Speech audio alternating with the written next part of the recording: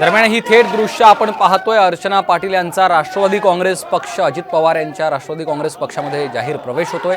प्रदेशाध्यक्ष सुनील तटकरे यांच्या उपस्थितीमध्ये अर्चना पाटील यांचा राष्ट्रवादीमध्ये प्रवेश होतानाची ही थेट दृश्य आपण पाहतोय। राणा जगजित सिंह यांच्या पत्नी अर्चना पाटील यांनी आज राष्ट्रवादी काँग्रेसमध्ये जाहीर प्रवेश केलेला आहे। धाराशिवमधून अर्चना पाटलांना लोकसभेची उमेदवारी मिळण्याची देखील शक्यता वर्तवली जाते। धाराशिवमध्ये राष्ट्रवादी काँग्रेस पक्षाच्या अधिकृत उमेदवार म्हणून त्यांची घोषणा केली जाऊ शकते। आजच या संदर्भातली घोषणा केली जाते का हे पाहणं महत्त्वाचं आहे। धाराशिवची जागा अजित पवारांच्या राष्ट्रवादी काँग्रेसच्या कोट्यामध्ये महायुतीच्या जागा वाटपामध्ये आलेली आहे, त्यामुळे अर्चना पाटलांना आता त्या ठिकाणी राष्ट्रवादीकडून उमेदवारी मिळते का हे देखील पाहणं महत्त्वाचं आहे। आपल्यालाही विदित आहे की राज्यभरामध्ये आता आणि देशभरामध्ये लोकसभेच्या निवडणुकीचा प्रचार सुद्धा त्या ठिकाणी सुरू झालेला आहे।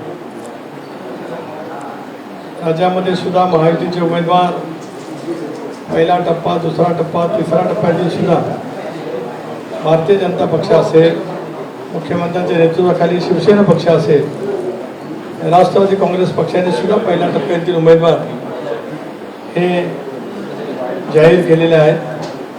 प्रचाराची सुद्धा त्या ठिकाणी त्या निमित्ताने सुरुवात झालेली आहे।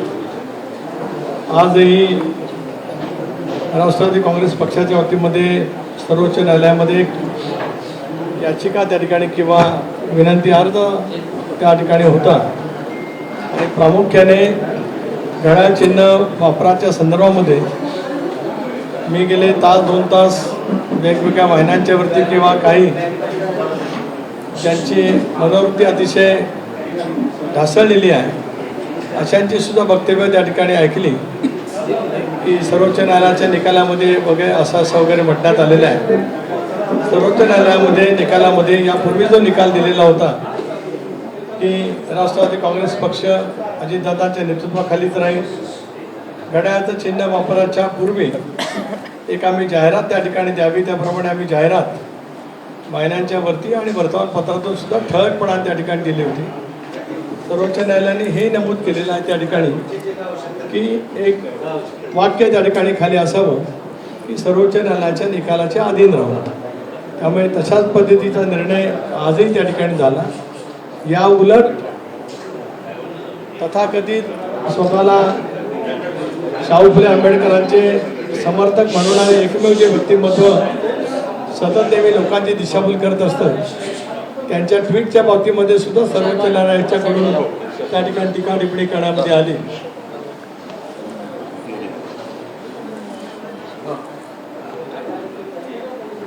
आणि त्यांना त्या संदर्भातली सुद्धा जी काही योग्य ती समज त्या ठिकाणी देण्यात आली। राष्ट्रवादी काँग्रेस पक्षाचा प्रदेशाध्यक्ष म्हणून मी माझ्या सर्वच प्रदेश पदाधिकारी असतील, फ्रंटल ऑर्गनायझेशनचे पदाधिकारी असतील, सर्व जिल्हाध्यक्ष असतील, तालुकाध्यक्ष असतील, उमेदवार असतील, या सर्वांनाच आम्ही कळवलेल्या 2 बाबीमध्ये। कारण शरद पवार साहेबांचा फोटो लावण्याबद्दल सुद्धा सर्वोच्च न्यायालयामध्ये त्यांच्याकडून उभे राहणारे ज्येष्ठ विधिज्ञ अभिषेक मनु सिंघवी यांनी युक्तिवाद केलेला होता। त्याच्यामुळे त्या ठिकाणी फोटो न लावता तशाच पेच्या सूचना आहेत आणि मागे आदरणीय पवार साहेबांनी तशी भूमिका व्यक्त केलेली होती। स्वर्गीय चव्हाण साहेबांचा फोटो त्या ठिकाणी आम्ही वापरतो आहोत आणि त्याचबरोबर ती घड्याळाच्या चिन्हाच्या वापराच्या बाबतीमध्ये सुद्धा स्पष्टपणाची भूमिका त्या ठिकाणी सांगण्यात आलेली आहे।